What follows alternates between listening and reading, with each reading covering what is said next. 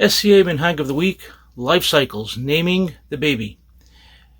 So as far as naming a child, that's the first thing that person will think of before the baby is born. And we have a very clear minhag, which is different than other communities, definitely different than Ashkenazim.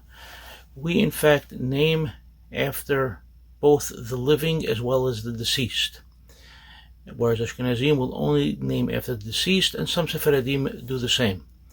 So the general custom in Syria, in Egypt, in Lebanon, and many other places is that the first boy that is born is named for the paternal grandfather, the second boy for the maternal grandfather, the first girl for the paternal grandmother, and the second girl for the maternal grandmother.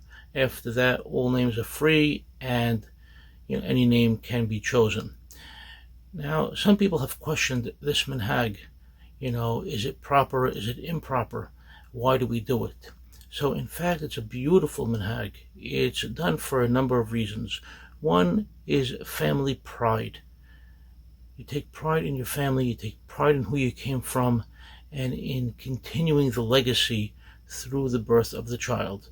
You give honor as well to the grandparents by naming their name. They get to see their namesake carry on their name, carry on their good deeds, carry on their traditions.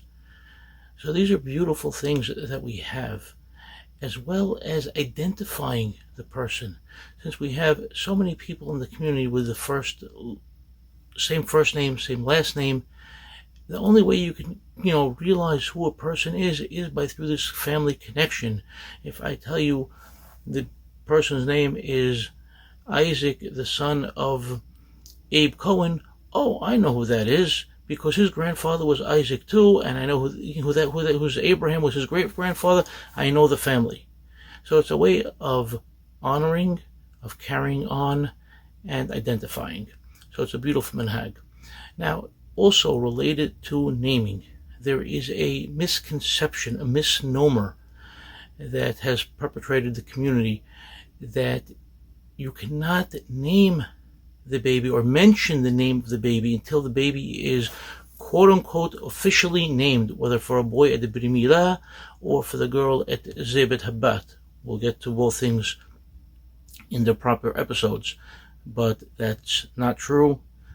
Babies are named obviously beforehand, and we know the names. The names are generally known when the child is born, and you could definitely share that name. In fact, as far as boys are concerned, we actually have Brit Milah invitations from Syria, from Egypt, and even here from New York, which have the child's name on it, and obviously the invitations were made prior to the official naming of the baby at the Brit Milah.